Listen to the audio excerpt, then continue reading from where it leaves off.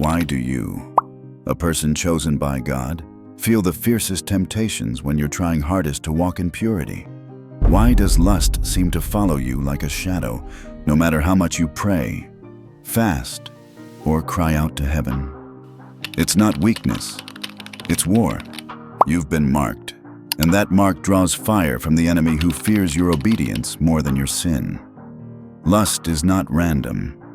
It's a targeted strike on your calling, a spiritual weapon forged in silence, aiming straight at your destiny.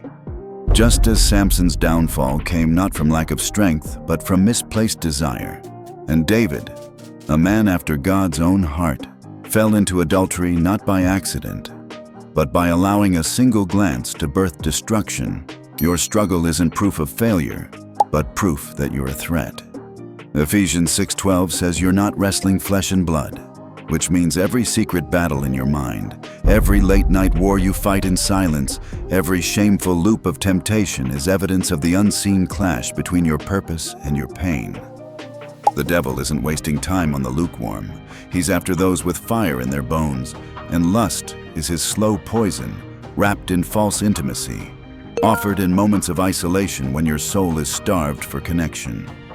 You think you're alone in this, but Elijah once thought so too, until God reminded him in 1 Kings 19:18 that thousands hadn't bowed to Baal. There is always a remnant, and you're not as isolated as the enemy wants you to believe. The real danger isn't the temptation itself, but the secrecy that feeds it, the shame that silences your cries for help, because what stays hidden never gets healed. Satan wants you quiet, afraid to confess, convinced that being chosen means being perfect, when in truth, being chosen just means being called to fight a deeper war with a sharper sword. Romans 7:15 captures it perfectly. Paul admits doing what he hates, and if he, who wrote most of the New Testament, struggled with the pull between flesh and spirit, why would you think you're exempt? The higher your calling, the more strategic the enemy's attack. Lust isn't just about sex.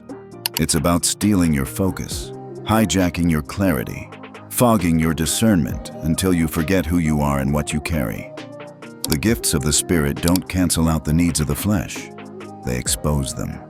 That's why Jesus said in Matthew 26:41, "The Spirit is willing, but the flesh is weak." You're not perverse, broken, or disqualified. You're in a fight that few talk about, but many secretly endure. This isn't the time to retreat or hide behind a mask of holiness while your heart burns with shame. This is your wake-up call to confront the hidden places where lust has taken root, not with self-hatred, but with spiritual fire. Your breakthrough will not come by denying the battle, but by owning it, exposing it, dragging it into the light where grace does its best work. James 5:16 says to confess so that you may be healed, not judged, not discarded, but healed.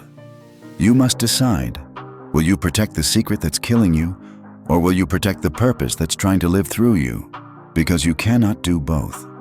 Let this be the moment you draw a line in the sand, not tomorrow, not when you feel stronger, but now, before the next compromise takes you deeper than you meant to go. There's no shame in being tempted, only in pretending you're not. Stand your ground. Purity is not perfection, it's pursuit. And your pursuit, however messy, is proof that you're still fighting.